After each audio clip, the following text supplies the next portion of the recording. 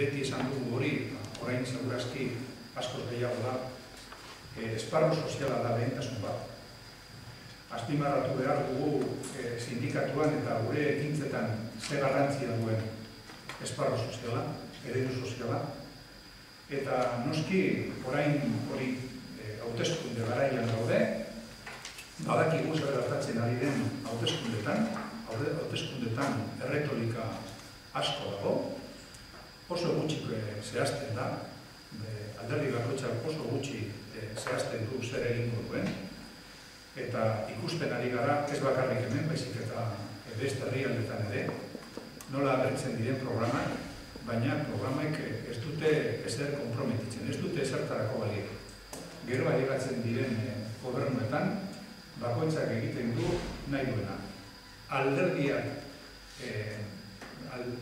gobernuetan alderdi bat ateratzen da eta beste bat sartzen da, baina politika ez da aldatzen. Politika da, politika behar. Eta, kontuan hartuta, ze emergentziazko egoeran dauden, gu nahi dugu patronala bezala, patronala hori egiten du, patronala beti bultzatzen, bere etekinak lortzeko. Eta guk ere egin behar dugu hori.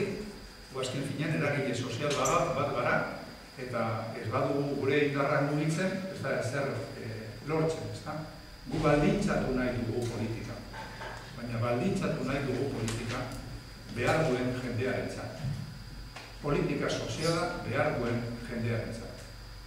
Oso ondo dakite politikariek, oso ondo dakite alderdiek zer datoren. Guk baino beto, dakite. Guzti. Eta guk esango diegu, hautagaiei, nola ikusten dugu oraingo egoera. Nola estatuan zor pribatua, zor publiko bihurtu duten. Nola aldatu duten konstituzioa lehentasun bat jartzeko. Zor pribatua espekulatzaileek dirua eman behar zaie.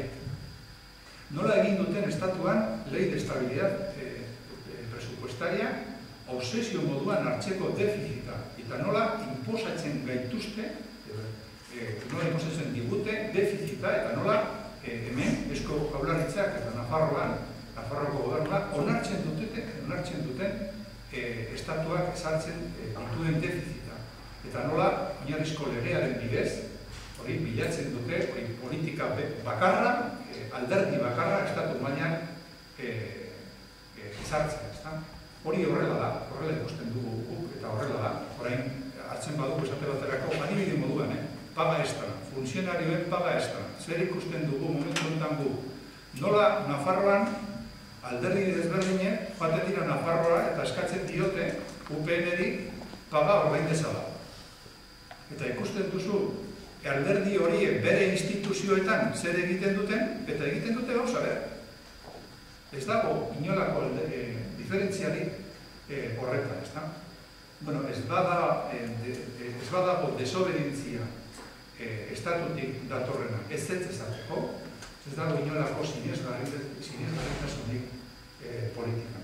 Eta hori oso kezkatuta gaude, eta gu ez gaude prez hori hauteskunde begira, hori jendea azken finean boskatzen du, baina boskatzen du eta aukeratzen du, ea nork egingo dituen murrizketak. Ez guk ez dugu hori nahi, eta baldintzatu nahi dugu kanpaina zehazteko zer egingo duten hortik.